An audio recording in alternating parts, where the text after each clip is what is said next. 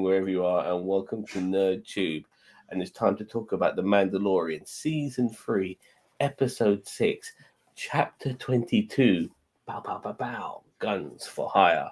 I'm here with Ginger Greek as well as the other Zam. How you guys doing?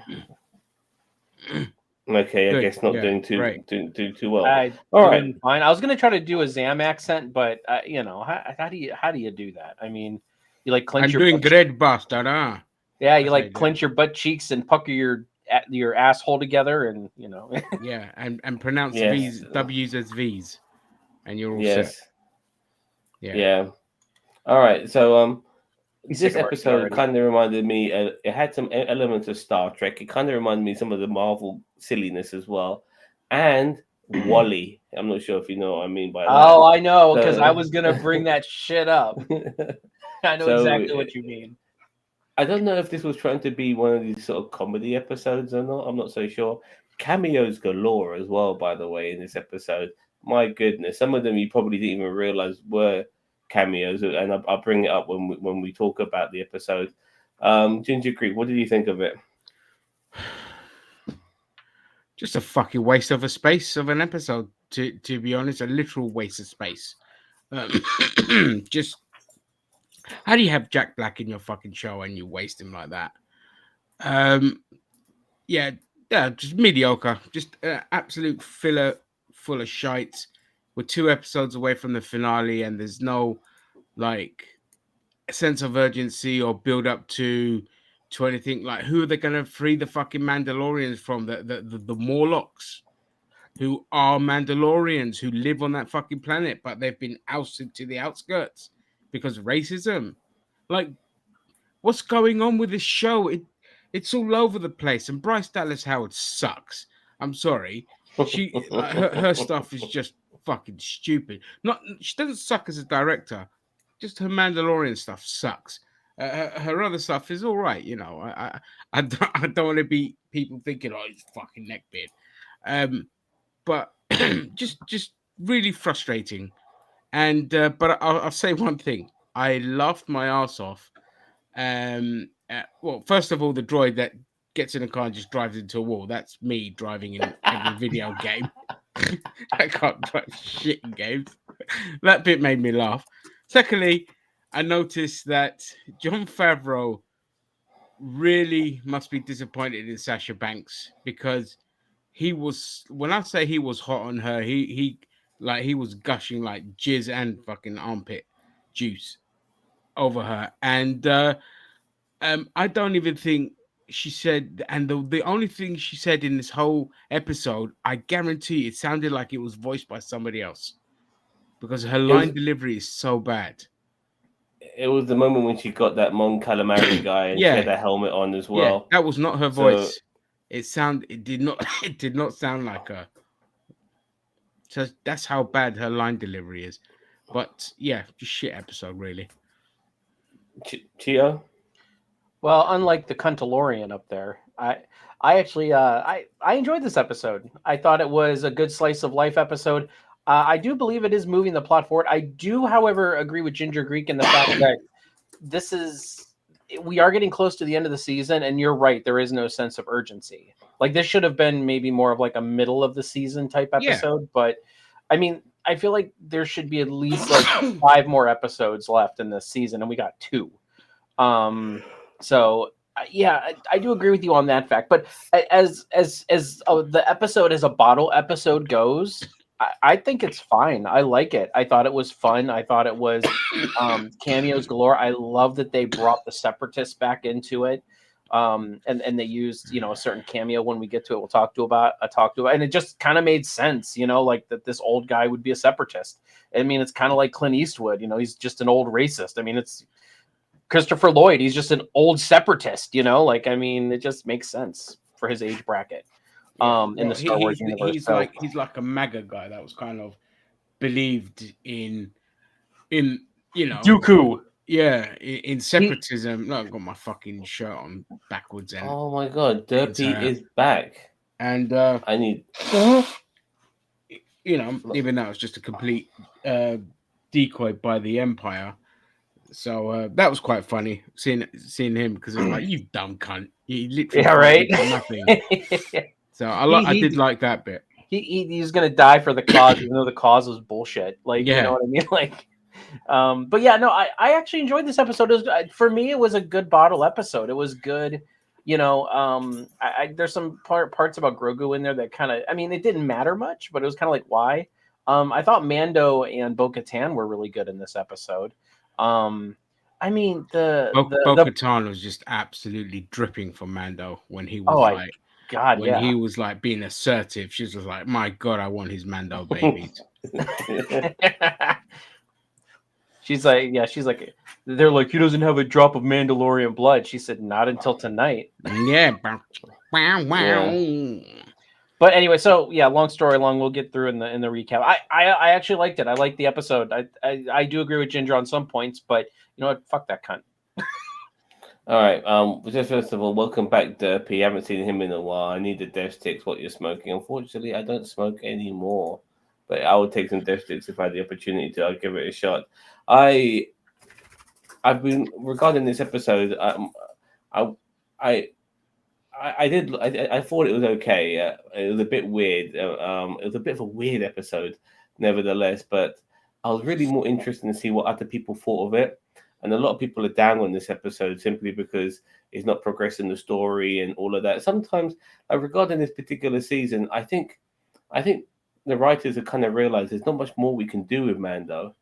And Grogu's not going to be a Jedi either, so we'll just eventually make him into a fucking Mandalorian at some point. Maybe not this season, the next.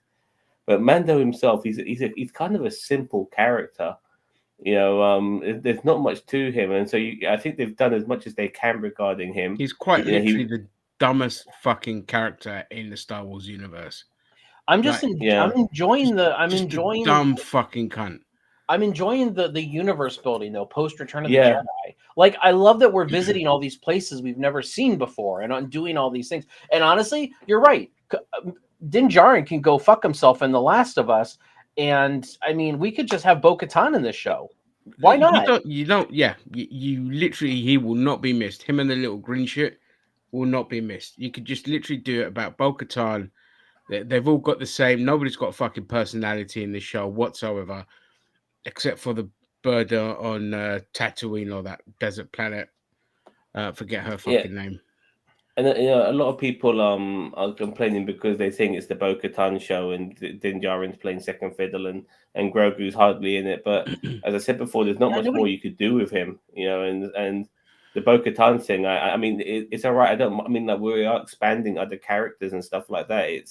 I'm just happy just to get stuff. No, not yeah. at all. I don't mind it either. And I think some people are expecting this to lead somewhere and.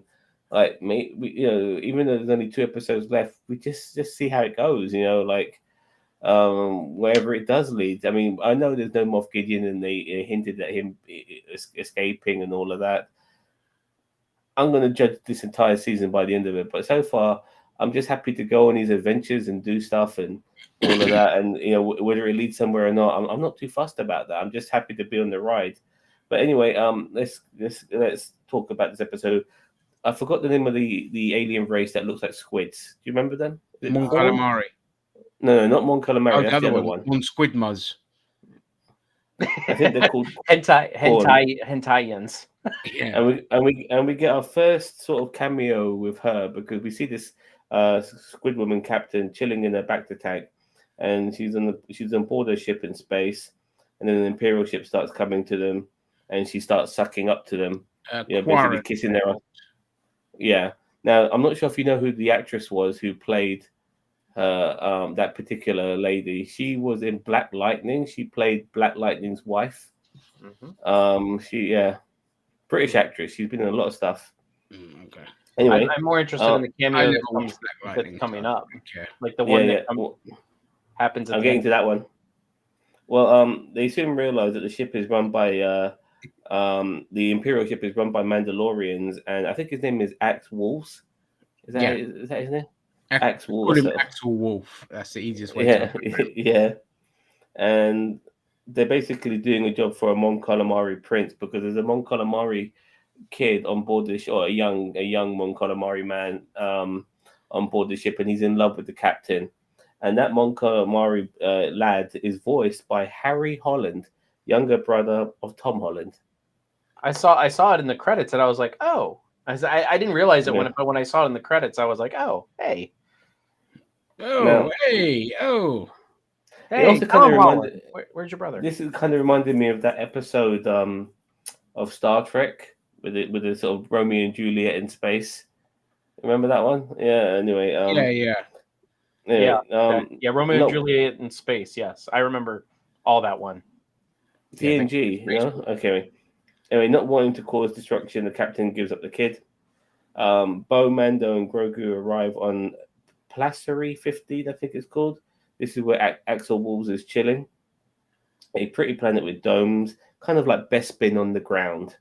And there are Imperial Protocol droids, and they tell them that before they can see Axel and the gang, they have to meet the leaders first. So they're in these little sort of pods and stuff like this planet's version of a metro line or whatever. And they meet the leaders, and it's Jack Black and his wife Lizzo. No twerking while fucking on the flute, unfortunately, from Lizzo in this particular. Skin flute either. Yeah, Dude, just all I want was a post-credit scene of Bo-Katan and Lizzo just twerking at the at the end. Yeah. Now this should have made you happy because they're having some sort of Mad Hatters tea party, and apart from Jack and Lizzo and the Mandos, everyone there is an alien. Yeah, there's a lot of aliens in this episode. A fucking lot, Ginger. Yeah. Anyway. Well, and I mean, I said last week, or maybe the week before, but they're making up for no aliens in Andor. Like they are really making up for it. They're putting aliens in fucking every episode. Yeah. This show is decent, but it does wander with an O, by the way. Oh, that is with an A. So it seems like it's figuring itself out as it goes. Yeah, I guess so. Not even figuring itself out. It's just fucking getting from point A to point B and hoping nobody notices. So what we find out is that Jack Black he is an ex-Imperial, and he's part of this new interrogation program by the New Republic. They're not allowed to have their own military. So the Mandalorians on their planet are basically hired guns. At the same time, they're only there to protect them from outside interference. So anything going on within the planet, those Mandalorians can't do anything about it.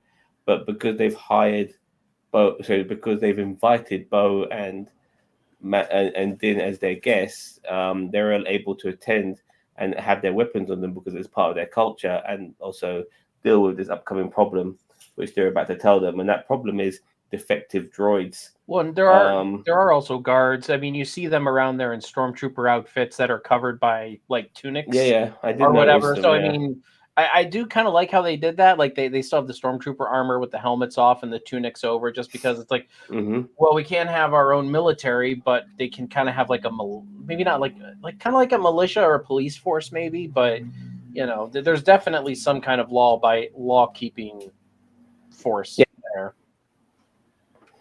So there is a defective droid problem, and they come across more of this when they meet the next cameo in this episode. No, these are not really cameos; these are just special guest stars of the episode, really. Security leader Christopher Lloyd, that is, who is showing footage of the defective droids. You know, like what? Some of them is just so funny. It kind of reminded me. You seen RoboCop 2, where like they got the new RoboCop, and like one of them like shooting people and he shoots himself. Yeah. It kind of reminds me.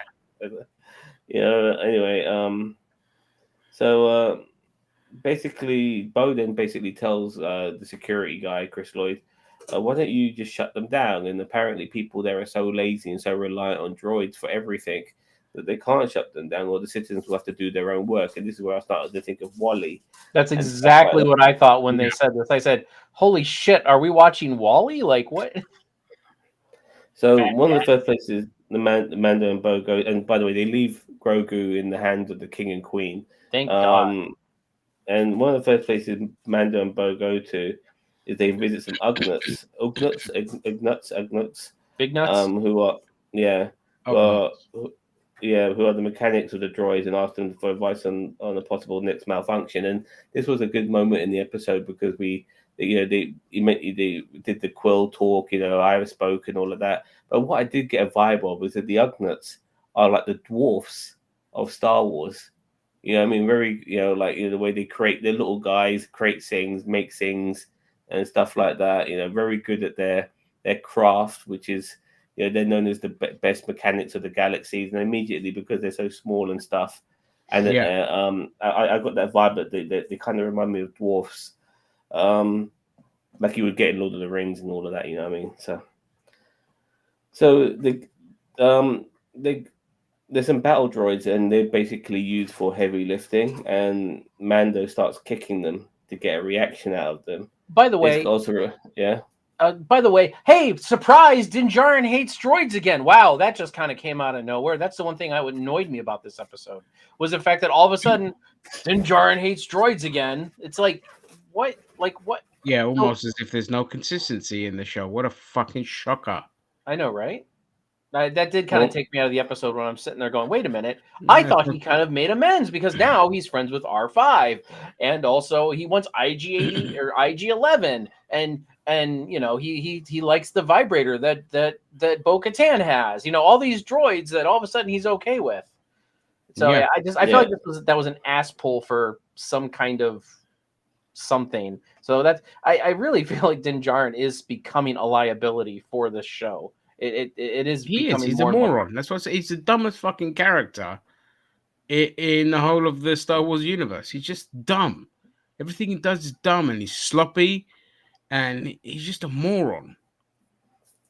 I don't necessarily agree, just because like in everything I get it with this, but he does have his usefulness, like with the what are they called again? The krill? What are they called? Not the krill. That's from Orville. The ones we were just talking about, the little ones, the droid makers. Ugnaughts, yeah, big nuts. He knows customs. He knows certain alien customs. That's the only useful thing he's done all series. He's either getting caught, and getting his juices extracted, or he's tripping over himself, forgetting that he's got a fucking jetpack half the time. It's like they all forget they got jetpacks. They Disneyfied Mandalorian because every Disney male is like a bumbling idiot. So it's just like it's right on cue for them. Anyway, he basically kicks. He's kicking these droids to get a reaction out of them. Have you ever seen Boston Dynamics? Yeah. Yeah, like what they do with the robots. They make these sort of robots and stuff like that, and they push them about, and they maintain their balance and stuff like that. And they have the guns and stuff like that, and they jump in front of them. No, that's fake, by the way. I actually felt it. Done by Corridor Crew, yeah. Yeah, but nevertheless, he starts kicking these droids, and eventually one of them says, "Fuck you, Jin," and backhands him. And he backhands him. Yeah. He slaps him and runs away. He's just like, "Bitch!" And runs away. And then running through the streets of this planet within the dome, kind of getting vibes of Blade Runner here, when with the stripper robot, so to speak, and they're like chasing them down. But they chase this battle droid through the streets. And by the way, prior to all of that, we got what's the other droid?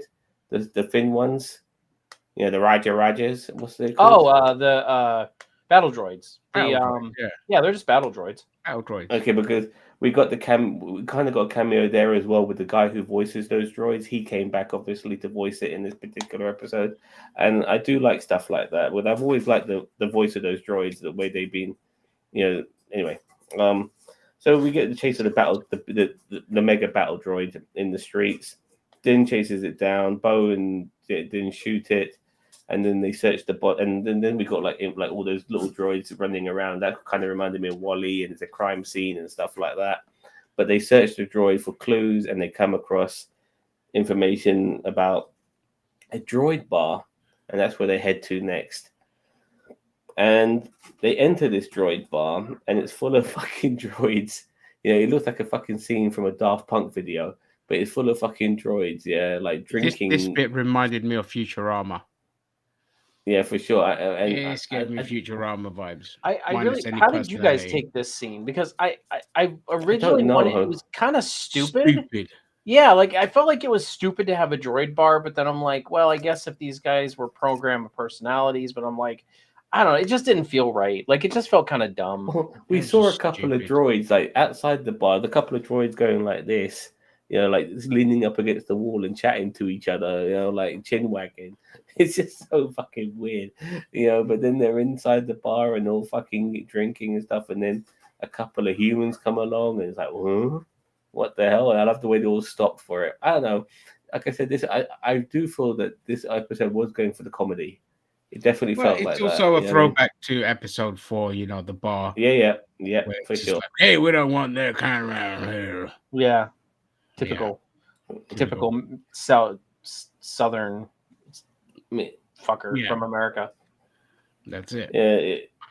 So now basically, Bo and you always go up to the bartender in this, and Bo and Mando start speaking to the bartender, and they have questions, but the bartender robot actually wants to help them because he sees the bigger picture. If more droids start malfunctioning, eventually they're going to get replaced. So they want Bo and Mando to resolve this issue. So he tries to help them, and the mentions that the drink they have obviously replenishes these droids, but it also makes them feel good, which is a weird thing that I didn't know droids could feel fucking good. But all right, fair enough. That's another thing that I'm like, why is this stupid? Like, let me count the ways. Like, oh, we have nanobots. It's like, oh fuck, that's your answer for everything. That's MCU shit. So this drink is called Nemphe. I think that's why I remember it. Who cares? Nemphe. So Bo and Mando then take this liquid to a droid mortician, and for a brief second they're initially attacked by another evil floating droid with lasers and stuff. They manage to take it out, and then they analyze the Nemphe, and they kind of realize it all goes back to Christopher Lloyd's character, who kind of behind the control of the malfunction droids. What a twist! Yeah, and he would have got away with it if it wasn't for those meddling. He would have got away with it if it wasn't for those meddling kids. So earlier on in the episode, he mentions how there's a special button that will close down all the droids, but that button is not that. It actually resets the droids back to their old way of thinking of being battle droids. And Lloyd is threatening to press that button, and then he starts monologuing, and that's when we were mentioning Count Dooku and stuff like that, but he's a former separatist himself, and that's when Bo-Katan shoots him with a shock dart. So and then all this time he had the button to fucking reset the droids to turn them back into battle droids, does nothing with it. Only when he's put in a corner does he suddenly think, I'll fucking do it. Now it's like, well, now you'll never get the chance to do it. So there is no long live the separatist movement because you balls it up by monologuing. You should have just pressed the fucking button. And say, long live the separatists. And then say, long live the separatists. And then bang, he gets his head blown off.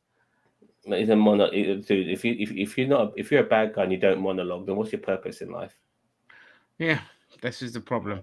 Even though the Incredibles made a big fucking thing about it, pointing it out, they still fucking do it.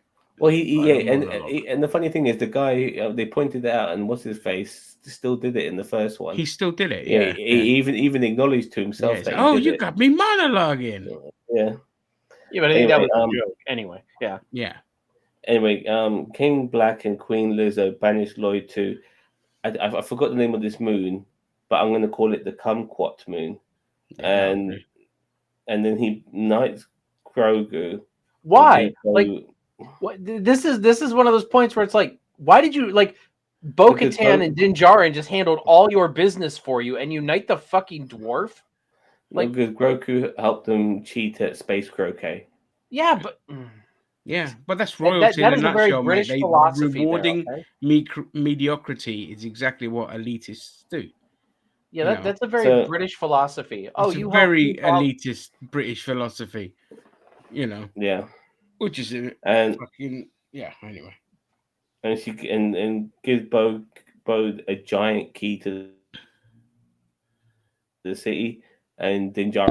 A bit like how Chewbacca was at the end of episode 4. So finally now, because they've done the favor for the royalty, they're allowed now to see the Mandalorians, which is what they came to that planet for in the first place. And Bo, Mando, and Grogu all head off to see Axel Wolves, and once they see them, immediately Bo challenges Wolves to the leader of that particular clan.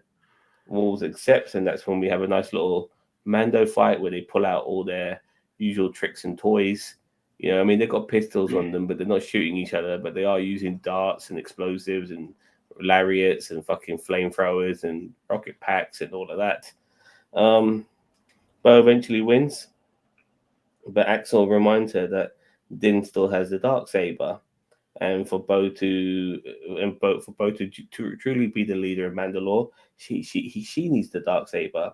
And Din tells everyone that Bo saved her, and the person who captured her had the dark saber, and then she beat her captor and took the dark saber off him. So basically, Bo is the rightful wielder of the dark saber, and he gives the dark saber to Bo, and then Bo lights it up, and that's it. End of the episode. Is that a rule that they made up, or was that already established? I mean, it's a technicality, is what it seems like. Yeah, it's a technicality. It's just a fucking get out of jail fucking plot device. It really did. They set it. They set it up for Bo and Mando to have to fight it out again. For her to take it from him, and I mean, they kind of copped out on it. It's it's a show in a nutshell. They just cop out and everything. I know, but see, I like some of these episodes where it's just like bottle episodes. Like, you're right. Like the overarching thing is kind of dumb, but it's like this episode is your shirt on in backwards? Yeah, backwards and inside out. Yeah. Yeah. Okay. Anyway, fuck it. I'm a rebel. Anyway, so I like these bottle episodes because we get to see other places in the Star Wars universe. We get to see, and that's why like everybody wanted this show to be like, oh, adventure of the week or bounty hunt of the week or whatever. And I get that's not exactly what we're getting, but we're getting, at least for the most part, we're getting actual Mandalorian lore. We're getting Mandalorian stuff. And I get it. Some of it's dumb. Like they're really making some bad decisions in some of these episodes, but overall, like I don't get why people hate this so much. Like do we want to go back to season 2 when we have to have Luke Skywalker deep fake bail us out? Well, everyone's using season 2 as the bar, unfortunately. Oh God! Season 2 was meh. Well, season 3 is even worse than season 2. I don't think so. I actually like season 3 better. Well, nobody cares. I don't mind season 3 because I'm just happy to get an episode of just something happening with Mando, whether he's the focus point or not. I mean, I'm not too fussed. I'm not gagging for like some sort of closure. When the show hasn't even ended yet, like a lot of people already are. But the thing is like this series, the way they set it up. This is what pisses me off. It was about going and bathing in the waters of Mandalore and uniting the Mandalorians and getting their planet back or whatever. And it's kind of been like the side thing. It's not been the main thing. Once you do that and you set up the big either a civil war or fighting to take back your planet or fighting to build it back or whatever.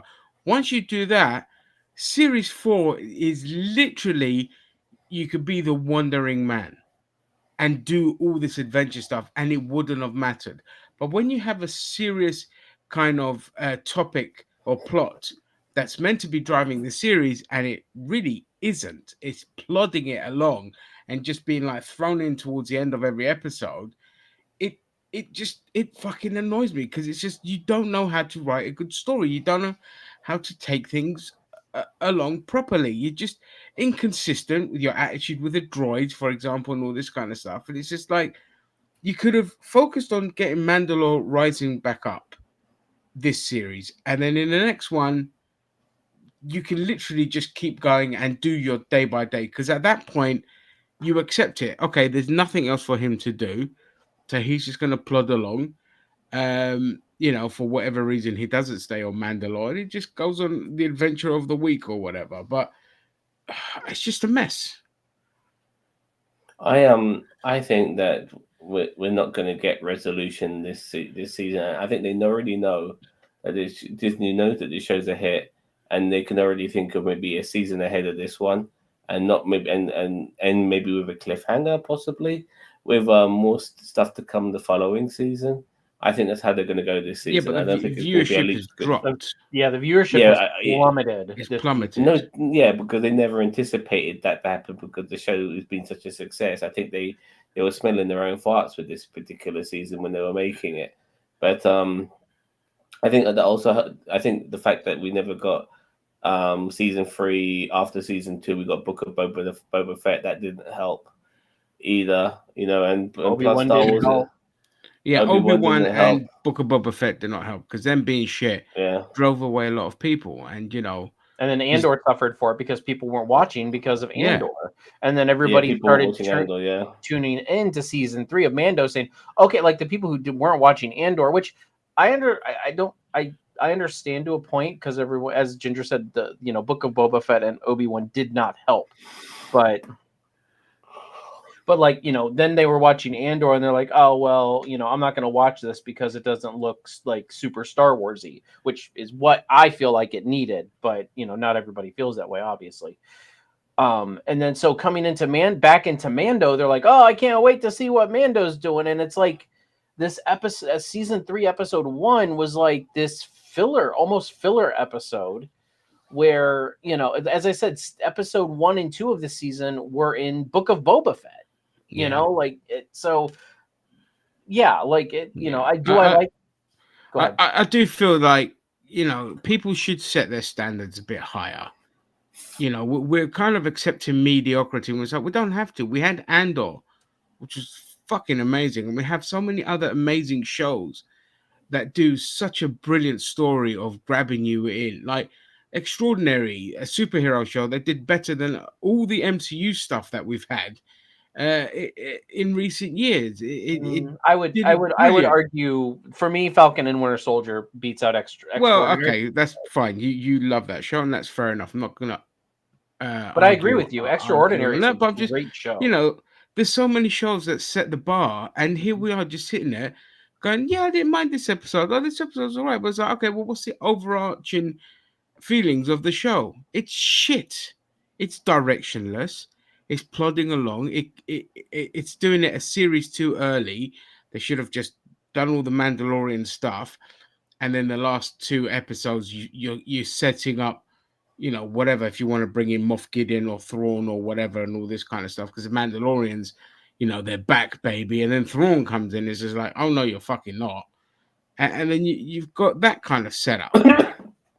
I thought we were going to see Thrawn at the beginning of this episode, but it was the Mandalorians instead. Yeah, so we've got Squid Boys and stupid calamari shit, and on just a thing to like, oh, it's exposition to explain what these Mandalorians are doing, and what they're doing is nothing. They just hide guns. Yeah, great, fucking brilliant. They're doing jobs, and they're paying taxes and buying curtains. Yeah, that's it. And just I can't wait for the show to be over. I really hope they don't make more, but they will. There's no end in sight for this show. But honestly, like with season 4, I'm just probably gonna wait and then binge it because I'm just fed up of every week I get on in there. Am I gonna get a good episode? Or am I gonna get a pile of shit? So whatever. Like Bring on the next show. Secret Invasion looks really good. I'm not necessarily happy with maybe Moff Gideon being the villain of this season if he is. I mean, I like the fact that I'll be very happy if we don't see him this season. To tell you the truth. I don't want to see. They should have been setting up Thrawn. Yeah, because even though they hinted him in the episode, was it last week's episode? Yeah, it was. Yeah, in last week's episode, they hinted with his Imperial shuttle was blown up and he was kidnapped or whatever. So they are hinting that he's still around. But if we don't see him this season and they leave it till next season, that'll be much better. I think I don't know if there is like an overarching villain or not. There isn't. It's hard to set. And There we don't isn't. even know if it's going to be Moff Gideon, because Moff Gideon could be kind of in the Ahsoka show. Yeah. So is it? I mean, in a way, not knowing and seeing where the show could end up going within 2 episodes is interesting in its own way. Like being left in the dark in a way. Like It's really interesting not.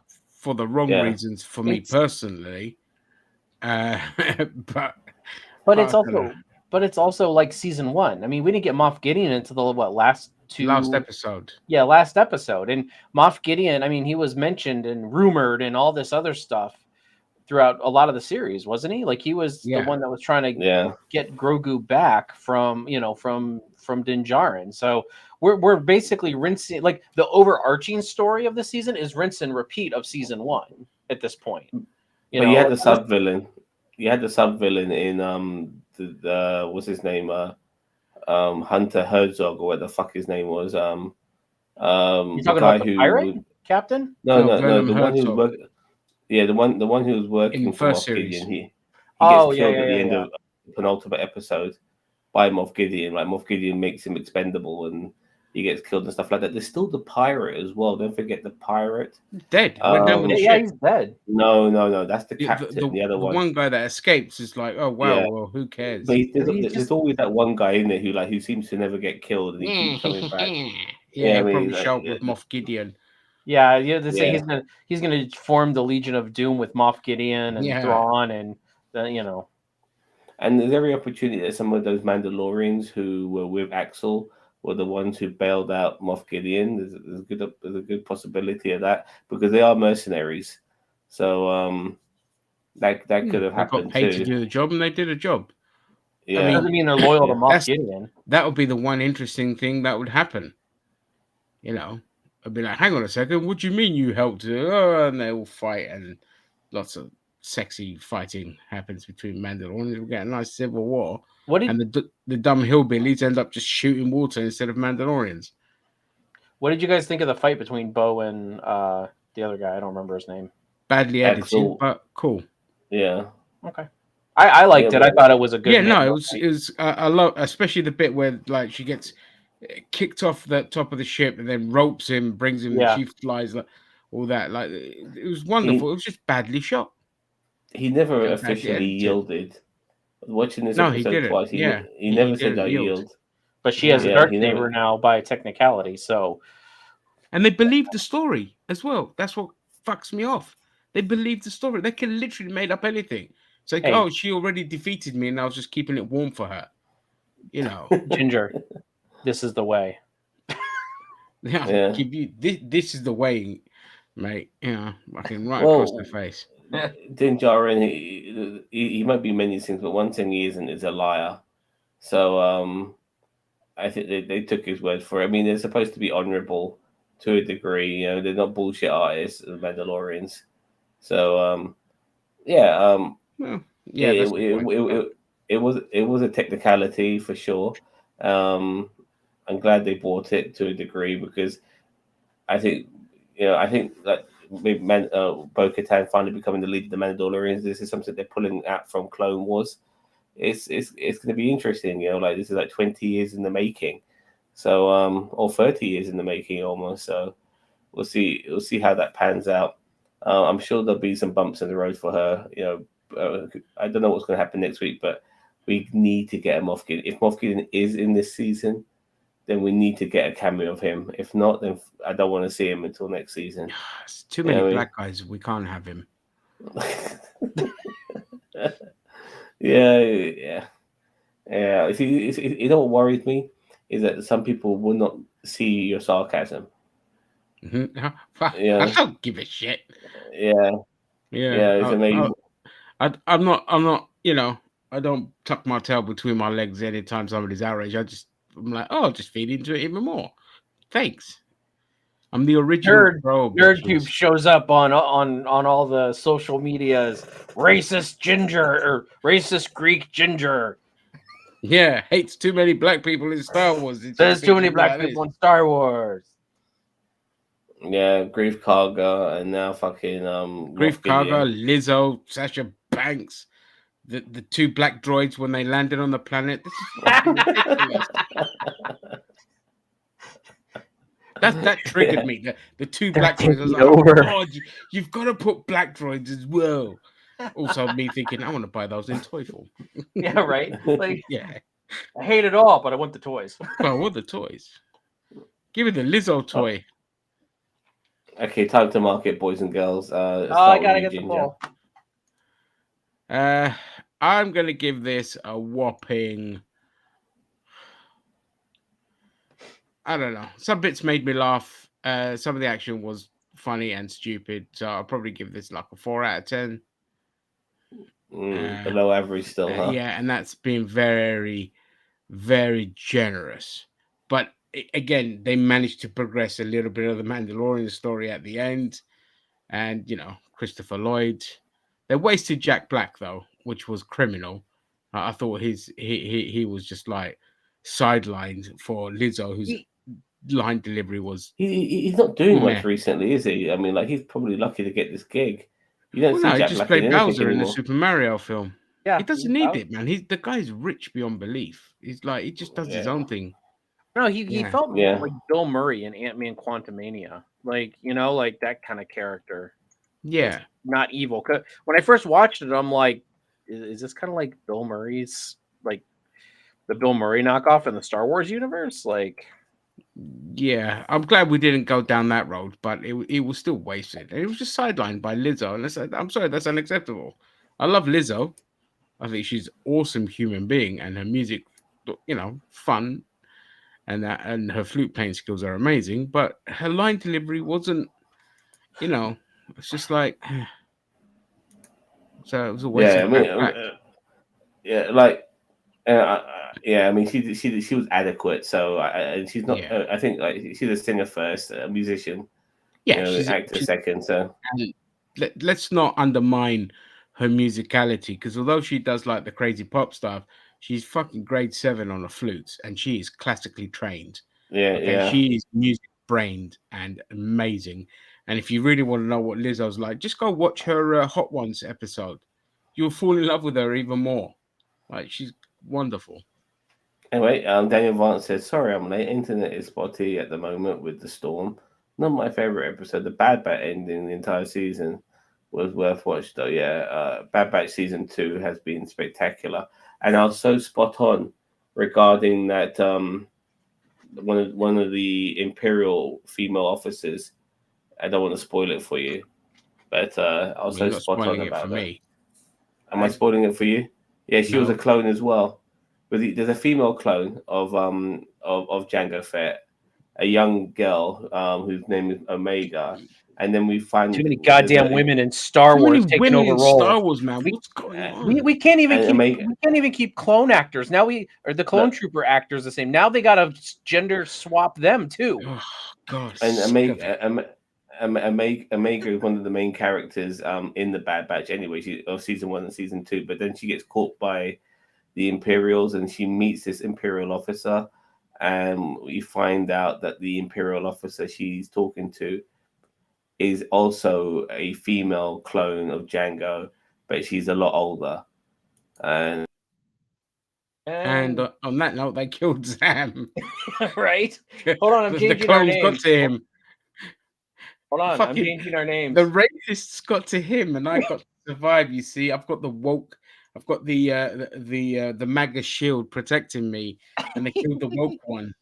Hold on, I changed my name. See, it's racist Greek and sexist Cheeto now. So perfect. Racist so now this is now the show can really take off now that Zam, the sympathizer, is not here. Now that we've got rid of Al Qaeda, the show can really take off. We should just do that. Just take the fucking piss at next Star Wars show that's going to be shit. Just sitting there going, just writing down how many like ethnic minorities there are and pretending to be triggered by it, and just make an absolute song and dance about it. Can you believe that there were 3 gecko aliens in this episode? Too much. The ratio's off. Yeah. Jack Black was the only white person on this show this week. Yeah. Too many fucking pinko commie aliens. God damn it. we just go back and watch all of Andor, and you just freak out that everybody's a human. I hate fucking Yeah, humans. fucking you. Well, I think I did that already, didn't I? In the actual reviews, there's too many fucking humans. I'm sick of them. So Oh, okay, well, well. I guess he's not coming back. So I guess we No, should so probably we'll wrap just it. end it here because I need to go to bed. 'Cause I've Oh, got to work in the here morning. comes Cunty. He's back. He's back. Well, God just damn quickly it. say goodbyes and. I didn't give my ranking. Y'all don't even give a crap about my ranking. Oh yeah, what was your ranking? I didn't even hear Sam's ranking. Yeah, I don't know what's happened, man. I'm having a real problem. you are the problem, actually. I No, mean, but I've come in as a guest because I couldn't Vance, come in I on my own. agree. Bo-Katan's walk is just out of this world. oh yeah. Hold on, Oh, we're by the way, changing. I'm giving this a 7 out of 10. By the way, just giving my ranking on this. 7 out of 10. I thought it was okay. Bit weird, bit quirky, a little bit humorous, unusual episode. But seeing Bo-Katan with the Darksaber at the end meant that we're going to get somewhere. So Okay, sympathizer Zam. Okay, I was gonna give it a 7 too. I thought, as I said, I agree with Ginger with a lot of the overarching issues. I enjoyed the episode as what it like a bottle episode of what it was, the adventure, and I get where Ginger's coming from with a lot of this stuff about it being directionless and everything like that. Just give us a fucking anthology series for criminy sake. You know what I mean? Like, This is what I mean. Like the next project that they work on should just be called Star Wars Universe, and it just every 3 episodes, just follows some people around, plant some nice lore, and anthologies and all this kind of shit, and everyone would enjoy that. Because if they want to be directionless with Star Wars, just do that. well, and that's like you can do one episode with Jedi, and I'll shit on it the whole time, and then you got Yeah, one episode with with like the Jedi, one episode set in the past with Mandalore, one episode set far in the future about things to come, little teases, just have more fun with it. yeah. Okay, so Zan, why don't you take us on home, and I guess I'll have to end the stream since you came in as a guest. You said. yeah. Okay. Tomorrow we're back with Star Trek Episode 8 of Picard. Is that correct? Is that the last episode? No, 2 more there's after 10 that. episodes. Oh, fucking hell. Dude, it's been fun. it's been pretty good this season. Oh, okay. Yeah. I'll take that back then. Yeah. Sorry. Yeah. God, you know what? How dare they have 10 episodes? Yeah, to 8. bastards. So episode 8 tomorrow, and then join us for Friday, where we talk about the last 7 days in the world of the world. Which the world's burning as we speak, pretty much. Right? Yeah. No, there are some more doozies. Like every week is a gift that keeps on giving, and it's still only fucking Wednesday. I've still got all of tomorrow and half of Friday to get content. And yes, we'll be going live 10 p.m. UK time, 6 p.m. 5 p.m. 5 p.m. Eastern, and work out the rest. Hosea is going to be joining us as well. Got to talk that. He pokes his head out of the ground every time something happens with WWE. It's not just wrestling, no. But I said because I plugged the thing on Twitter saying we're going to be talking politics and all that kind of shit, and he was like, "What is it, like a BS kind of thing?" I was like, "Yeah." It's like, "Shit, I'm in." So okay. I think he's just down for talking anything. Also, Friday we're going to be releasing a fan film from No Budget and technically Phil Ferrick Productions in association with No Budget Productions. Our good friend Frank. I always want to say Frank Miller. It's Frank Parker. Frank is released Raincross episode 2 called Rebirth, and we did a fan film reaction to that, and that'll be coming out on Friday earlier in the day. So if you're a fan of the Star Trek fan films or the Menard / Crossroads / whatever universe in Star Trek, please tune in, and you get to see us just gush over this whole fan film, Zam especially. Yes, for sure. And like I said before, Friday we'll be talking about the rapist tag team champions of the world, Donald Trump and Vince McMahon. So keep ready for that. It'll be a good discussion. All right. Don't